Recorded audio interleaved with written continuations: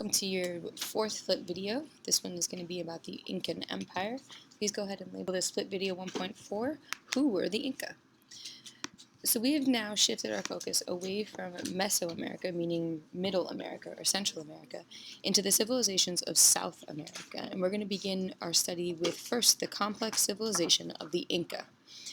To begin, the Inca, and to establish our time frame, the Inca existed largely at they intersected and overlapped at the same time of the Aztecs, but they differed in that they lasted for a longer period of time than the Aztecs. They posed greater resistance to the Spanish conquering forces. So to get us started, who were these people? The term itself, Inca, go ahead and put that on the left-hand side of your notes. The term Inca literally means the land of four quarters, a reference largely to the size of the Incan Empire. One of the things that the Inca were known for, in particular, their legacy, is that they were a particularly strong militaristic empire. The word militaristic, if you're unfamiliar with it, means a military-based empire, based upon the military. Extremely well organized, particularly given the geographic challenges that they faced. And lastly, just to establish our time frame, and I am fully aware that the map on the right says 1463. I'm giving approximately 1400 because there wasn't necessarily a definitive beginning date through the conquering of the Spanish in Francisco Pizarro in 1532 CE, Common Era. So here we are, largely in the capital city. So on the left-hand side, we could write capital if you see fit. Was the capital city of Cuzco, and you differentiate between the two Cuzcos there. That was the imperial city, the royal city, and in that city lived an extraordinarily strong king with an organized bureaucracy and power. Geographically, I would put on the left-hand side of my notes here, geographically, meaning reference to geography. The Inca Empire largely followed the Andes mountain range. The significant, or the largest, I should say the most organized part of the empire would be found in modern-day Peru and Chile, which we now know from our geography quiz exactly where that is. One of the things that the Inca was known for, and that they are the largest empire in the Western Hemisphere at the time that they existed. So to just emphasize what that means, the significance of that is that this was the sheer size of the empire was truly remarkable, given how the geographic challenges that they faced, and more importantly, the empire's ability to economically, socially, politically, and culturally unify so many very different groups of people in the Inca Empire. So let's talk about them socially. Please feel free to put the question you see at the top on the left-hand side of your notes. The basic unit, so the social classes and organizations of the Inca society, were primarily rooted and were called ayullas. And the ayulla, or ayulla, were the group of related families. And the ayulla were, essentially what this meant is that families were organized into groups. And in those groups, you could think of it like a community, like if your immediate family and your extended family all lived in one place, you all worked together to feed yourselves, to provide for one another. And more importantly, or not more importantly, but also you were taxed as a single group. So society was organized in a very efficient manner in that the families were all grouped together in a way that benefited each other, and then in turn economically benefited the empire through an organized system of taxation. So very communal-based living, and this is important too because the Inca were an extremely diverse society. Let's go back to the map for a second. If you see here, there are just absolutely enormous numbers of people. Take a peek at the caption on the bottom left there. It says, at their height, they ruled as many as 12 million people who spoke at least 20 languages. That's incredible. It's an incredible amount of diversity.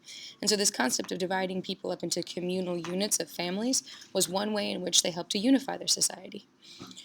Speaking of those social classes, nothing too crazy here. What we have is a similar structure to the other American civilizations we've studied. We have a socially stratified society. The word stratified means divided. Much like what we've seen before, there's a clear indication of power for the wealthy. And then we've got the Inca. The Inca themselves, the Sapa Inca, was the ruler, and we'll get to that in a second. Below that, we'd have the royalty, so the royal family, where power is passed down by blood, and we have our nobility, similarly getting hereditary power and hereditary wealth. And then there's pretty much everybody else. And you can see there's small divisions within the social classes. I'm mostly concerned with, as it says there, that there are strong divisions between the elite, who are the socially powerful people, and the chicha, who are the commoners. One way to exemplify those strong differences and the strong divisions of this society is the fact that the nobles actually spoke a special royal dialect. So the actual language that the way in which they spoke the language differentiated them as more powerful than others. So a clear indication of those social divisions connects back to that concept of, well, as having a very heterogeneous means very diverse society, that you'd have a very strong and identifiable leadership in order to govern over those people. The gender roles are exactly the same, or not exactly, but primarily the same as the Aztecs. I've got some figurines of these statues that were made.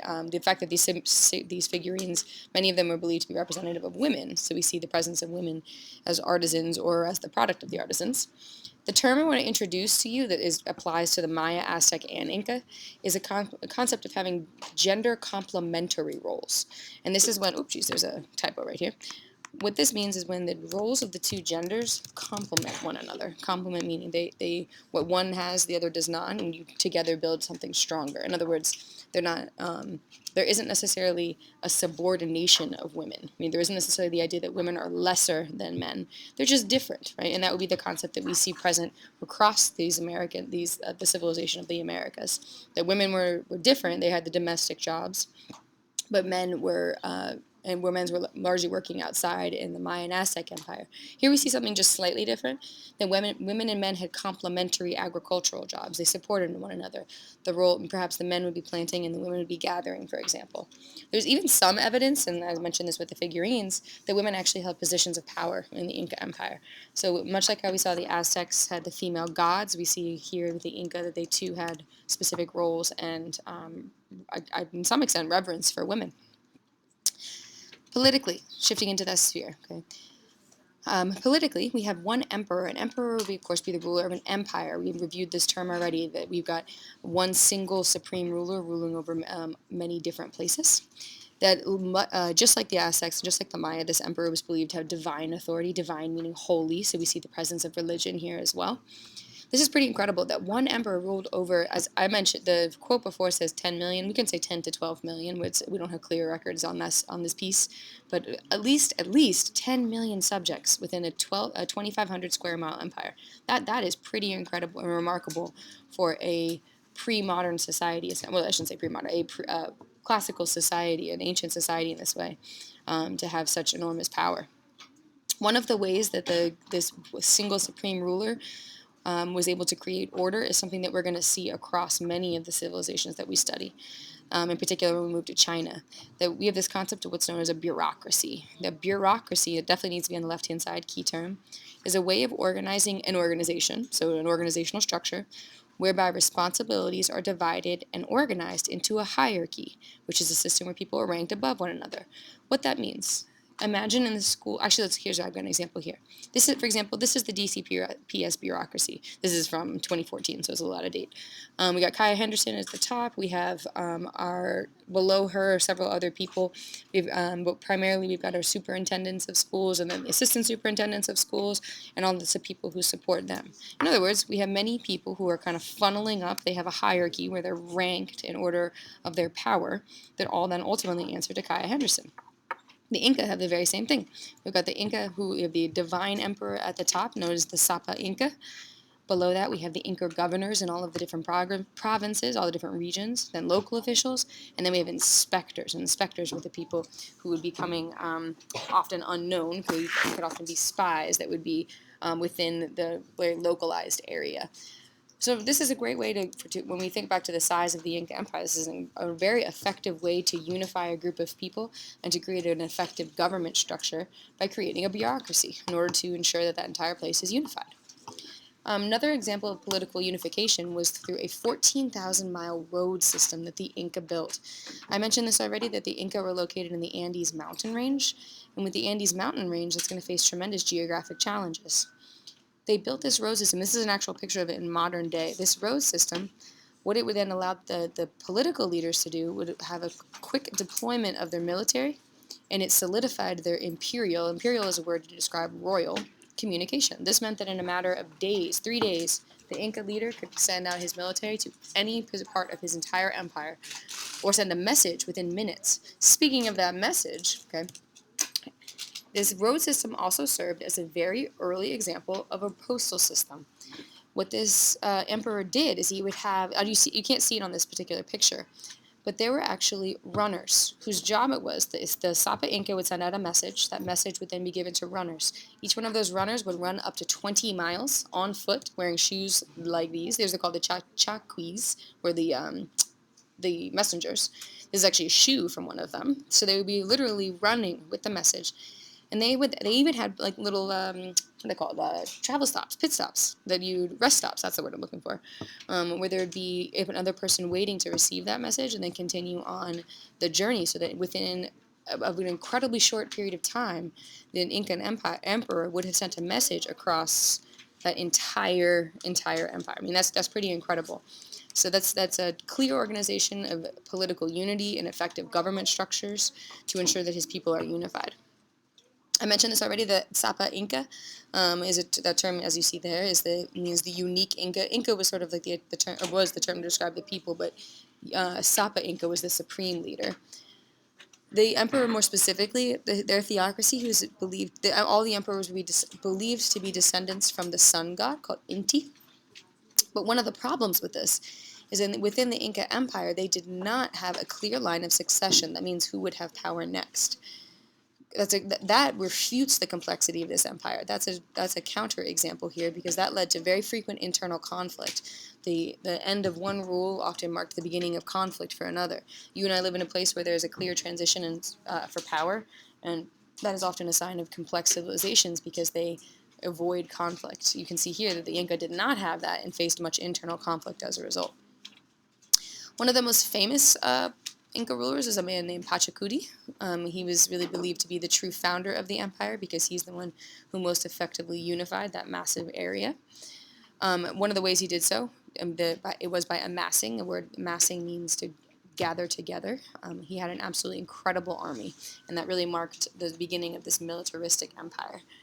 He was able to, as I already mentioned, deploy that army in a matter of minutes. He was able to ensure that the people knew who was ruling them, and that any kind of dissent, which is disagreement, would be addressed in a matter of days.